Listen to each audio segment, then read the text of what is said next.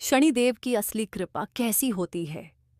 हर हर महादेव दोस्तों, स्वागत है आप सभी भक्तों का भक्ति धारा कहानियां चैनल में, जहां हम आपको भक्ति, प्रेम और आस्था से जुड़ी अद्भुत कथाएं सुनाते हैं। आज हम आपको एक ऐसी भक्ति कथा सुनाने जा रहे हैं जो आपके हृदय को भक्ति रस से भर देगी। तो आइए इस दिव्य यात्रा की शुरुआत करें। बहुत समय पहले की बात है, जब पृथ्वी पर धर्म का शासन था और राजा महाराजाओं का युग अपनी चरम सीमा पर था। एक विशाल राज्य था जिसका नाम चंद्रपुरी था। चंद्रपुरी राज्य की समृद्धि दूर दूर तक विख्यात थी, लेकिन उसी समृद्ध राज्य के एक कोने में एक छोटा सा गांव था जिसका नाम शंखपुर था। शंखपुर गांव बहुत गरीब था। वहां के लोग दिन रात मेहनत करते थे, फिर भी 2 वक्त की रोटी बड़ी मुश्किल से जुटा पाते थे। उसी गांव में एक अत्यंत निर्धन युवक रहता था जिसका नाम था धैर्यवान। धैर्यवान अपने नाम के अनुसार अत्यंत सहनशील और ईश्वर भक्त था। उसके पास न तो अच्छा घर था, न अच्छे वस्त्र, न ही भोजन की कोई स्थिर व्यवस्था थी। फिर भी वह हर शनिवार को नदी किनारे पीपल के पेड़ के नीचे दीपक जलाकर शनिदेव की पूजा किया करता था। धैर्यवान का विश्वास था कि एक दिन शनिदेव अवश्य उस पर कृपा करेंगे।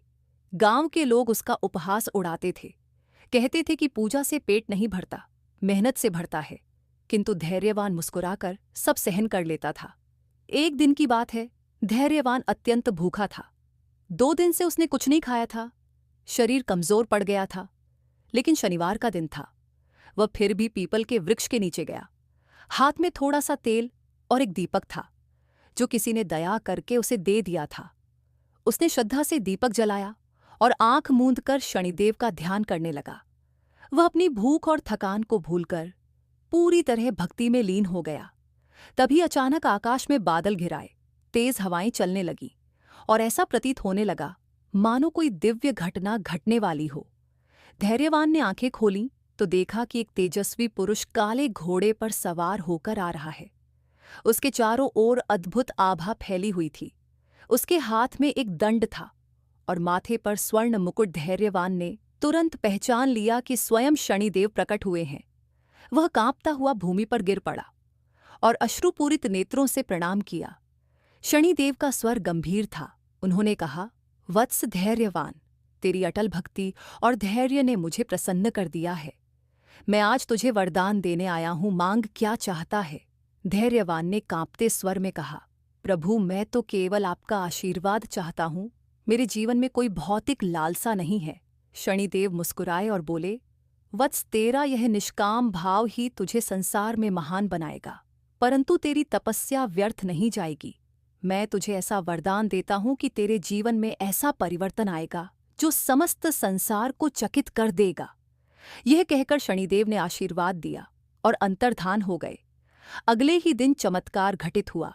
चंद्रपुरी राज्य में एक घोषणा हुई।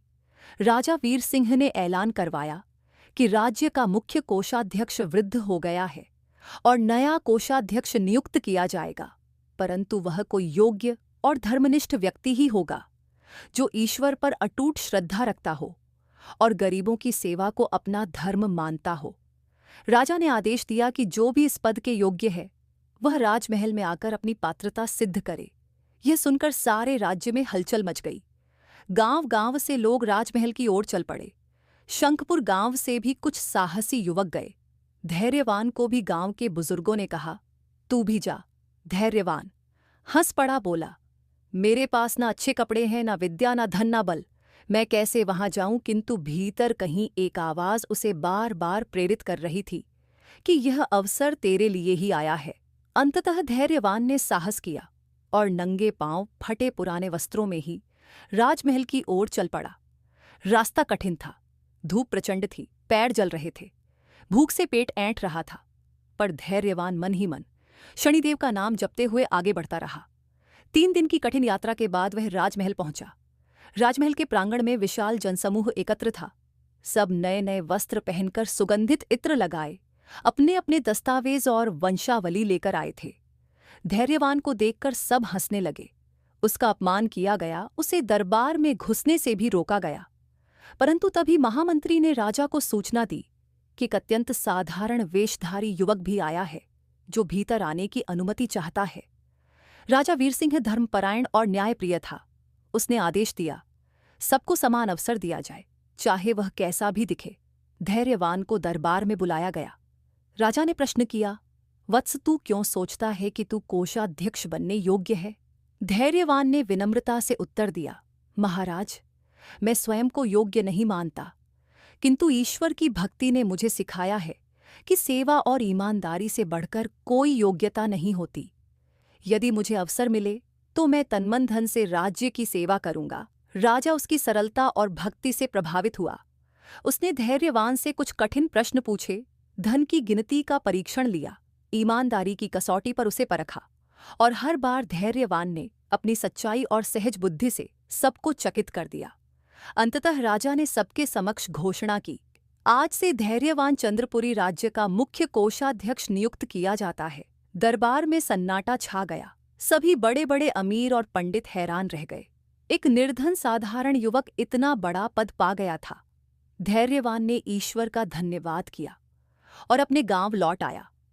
गांव के लोग जो उसे तिरस्कार की दृष्टि से देखते थे, अब उसकी प्रशंसा करने लगे। धैर्यवान ने अपने पहले ही कार्य से साबित कर दिया कि वह इस पद के योग्य है। उसने राज्य के कोष में चल रही गड़बड़ियों को दूर किया, गरीबों के लिए अन्न भंडार खुलवाए, निर्धनों के लिए मुफ्त चिकित्सा की व्यवस्था की, वृद्धों और अनाथों के लिए विशेष सहायता योजना प्रारंभ की। धीरे धीरे चंद्रपुरी राज्य में एक नई क्रांति आ गई। लोग धैर्यवान को देवदूत मानने लगे। राजा वीरसिंह भी उससे अत्यंत प्रसन्न था। उसने धैर्यवान को विशाल महल उपहार में दिया और उसे राज्यसभा का प्रमुख मंत्री बना दिया। परंतु धैर्यवान का स्वभाव नहीं बदला। वह पहले की तरह ही सरल और विनम्र रहा। उसने अपना महल गरीबों के लिए धर्मशाला में बदल दिया और स्वयं एक छोटे से कक्ष में निवास करने लगा। वह प्रतिदिन शनिवार को पीपल वृक्ष के नीचे दीपक जलाना नहीं भूला। वह जानता था कि यह सब शनिदेव की कृपा का ही परिणाम है। कई वर्ष बीत गए। धैर्यवान का यश आकाश को छूने लगा।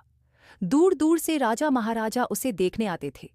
एक दिन जब वह शनि पूजन कर रहा था, तभी शनिदेव पुनः प्रकट हुए।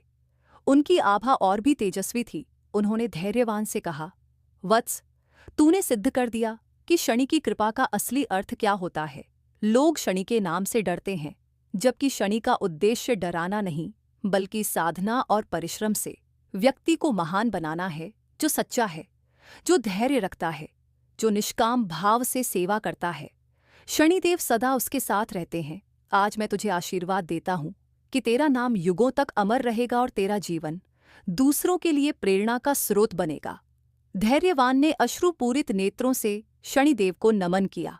उसी दिन से शंखपुर गांव भी समृद्ध होने लगा।